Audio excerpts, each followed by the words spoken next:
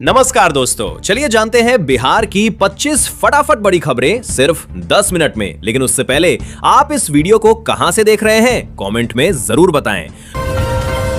क्या इस बार फसल का नुकसान झेल चुके किसानों को असली राहत मिल पाएगी या फिर ये सिर्फ एक और वादा साबित होगा? दरअसल बिहार सरकार ने रबी फसल के नुकसान पर अनुदान देने का ऐलान किया है, जिसमें गेहूं और मक्का जैसी फसलें शामिल हैं। इसके लिए ऑनलाइन आवेदन भी शुरू हो चुका है ताकि किसान आसानी से मदद पा सकें। अब देखना होगा कि ये राहत कितनी जल्दी किसानों तक पहुंचती है।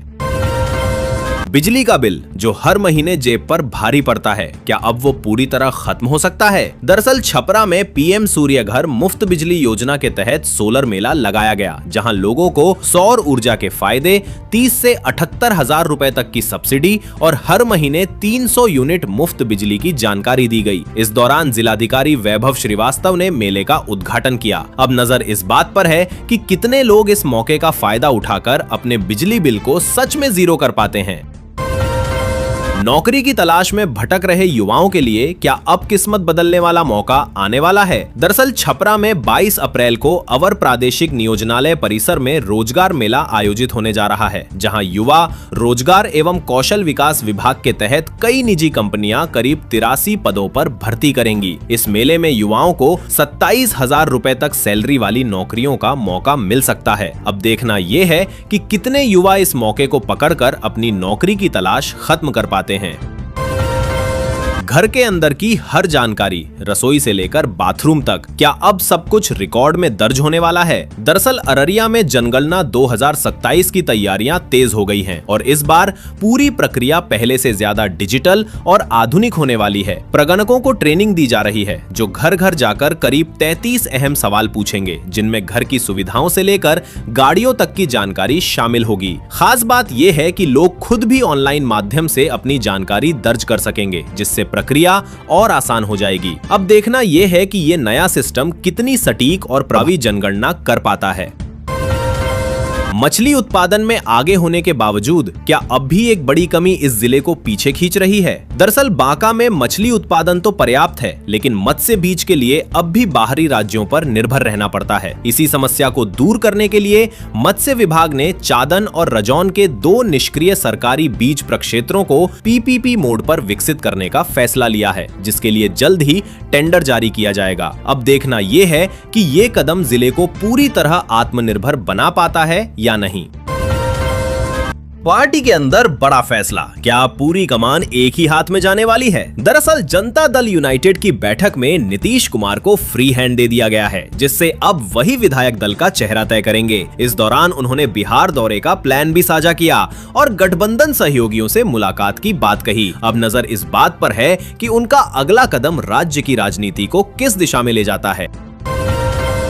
जैविक खेती करने वाले किसान, क्या अब उन्हें सही दाम और बड़ा बाजार मिल पाएगा? दरअसल बिहार के किसानों के जैविक उत्पादों को PACS और केंद्रीय सहकारी संस्थाओं के जरिए देश भर में बाजार से जोड़ने की तैयारी है। इससे किसानों को बेहतर कीमत, प्रमाणीकरण और बड़े बाजारों तक पहुंच मिल सकेगी। साथ ही बिचौलियों की भूमिका भी कम होगी। अब देखना यह है कि ये पहल किसानों की आमदनी पर कितना असर डालती है।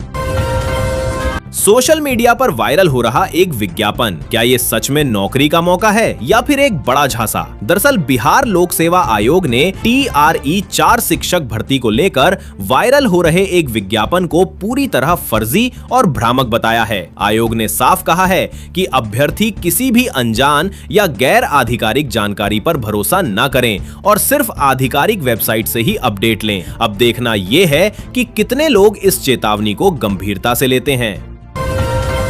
छोटे हॉल्ट क्या अब बड़े स्टेशनों में बदलकर यात्रियों की सफर आसान करने वाले हैं? दरअसल भागलपुर दुमका रेलखंड पर गोनू धाम, पंजवारा रोड और गंगवारा जैसे 3 हॉल्ट को स्टेशन के रूप में विकसित करने की मंजूरी मिल गई है। भारतीय रेल के इस फैसले से न सिर्फ प्लेटफॉर्म और सुविधाओं का विस्तार होगा, बल्कि एक्सप्रेस ट्रेनों का स्टॉपेज भी मिलने की संभावना बढ़ेगी।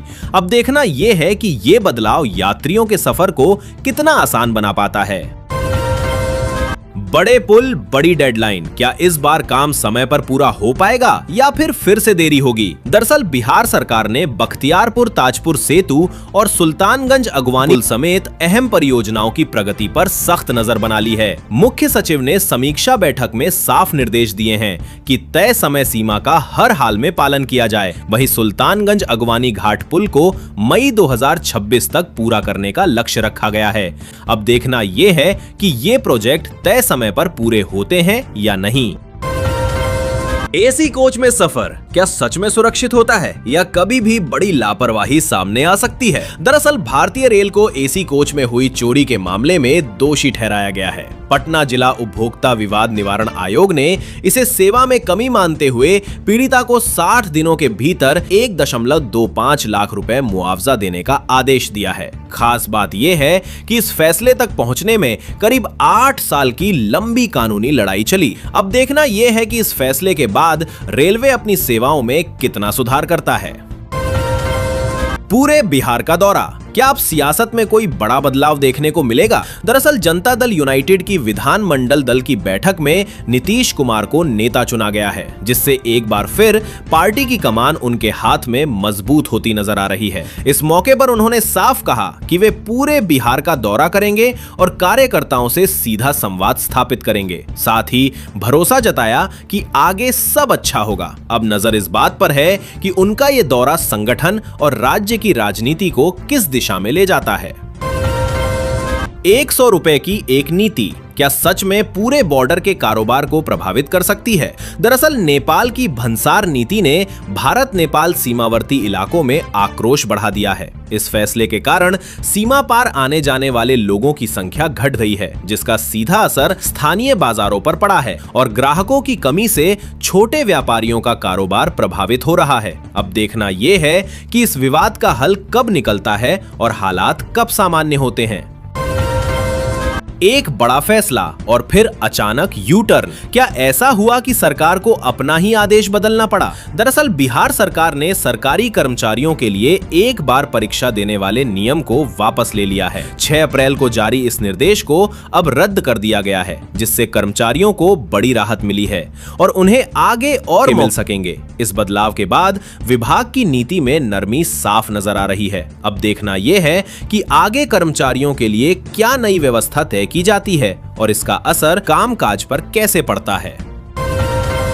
जमीन खरीद में गड़बड़ी, क्या बड़ी कार्रवाई का दौर शुरू हो चुका है? दरअसल भोजपुर में जमीन रजिस्ट्री के दौरान करीब 2.5 करोड़ रुपए की हेराफेरी का मामला सामने आया है, जिसके बाद प्रशासन ने सख्त रुख अपनाया है। इस मामले में 44 जमीन खरीदारों को नोटिस जारी किया गया है, क्योंकि उन पर निबंधन शुल्क में गड़बड़ी करने का आरोप है। साथ ही बकाया वसूली के लिए नीलामवाद की प्रक्रिया भी शुरू कर दी गई है। अब देखना यह है कि इस कार्रवाई से ऐसे मामलों पर कितना असर पड़ता है और आगे क्या कदम उठाए जाते हैं।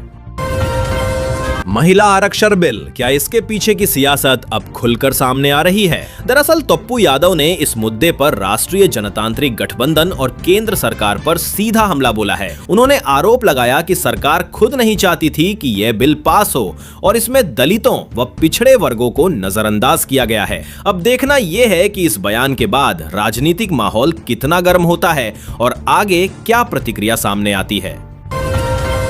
स्कूलों की कमान, क्या अब नए बदलाव के साथ शिक्षा व्यवस्था में नई शुरुआत होने जा रही है? दरअसल रोहतास के दिनारा प्रखंड में 22 प्राथमिक विद्यालयों को नए प्रधान शिक्षक मिल गए हैं। बिहार लोक सेवा आयोग की प्रक्रिया के बाद हुई इस नियुक्ति में 17 महिलाएं और 5 पुरुष शिक्षक शामिल हैं, जिससे शिक्षा व्यवस्था में नई ऊर्जा आने की उम्मीद जताई जा रही है। अब देखना यह है कि ये बदलाव स्कूलों के माहौल और पढ़ाई पर कितना असर डालता है। 100 रुपए का नियम, क्या अब लोगों को कच्चे रास्तों पर उतरने के लिए मजबूर कर रहा है? दरअसल नेपाल के नए कस्टम नियमों का असर भारत नेपाल सीमा पर साफ दिखने लगा है। सीतामढ़ी जैसे इलाकों में लोग अब रोजमर्रा का सामान लाने के लिए कच्चे रास्तों, मेड़ों और पगडंडियों का सहारा ले रहे हैं, जिससे तस्करी की गतिविधियां भी बढ़ने लगी हैं। इस वजह से स्थानीय व्यापार प्रभावित हुआ है और सुरक्षा एजेंसियों के सामने नई चुनौतियां खड़ी हो गई हैं।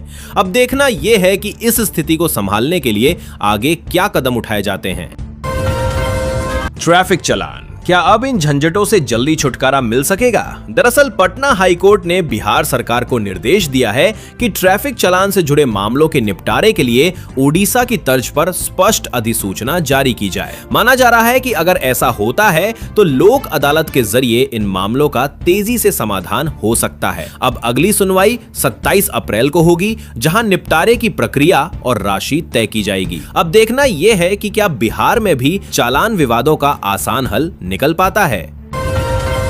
मखाना की खेती, क्या अब किसानों की आमदनी बढ़ाने का नया रास्ता बनने वाली है? दरअसल पूसा के किसानों को अब मखाना उत्पादन की नई तकनीकों से जोड़ा जा रहा है। डॉक्टर राजेंद्र प्रसाद केंद्रीय कृषि विश्वविद्यालय के कृषि विज्ञान केंद्र ने स्वर्ण वैदेही किस्म के जरिए किसानों को आधुनिक तरीके सिखाने की शुरुआत की है, जिससे उत्पादन बढ़ाने और बेहतर कमाई की उम्मीद जताई जा रही है।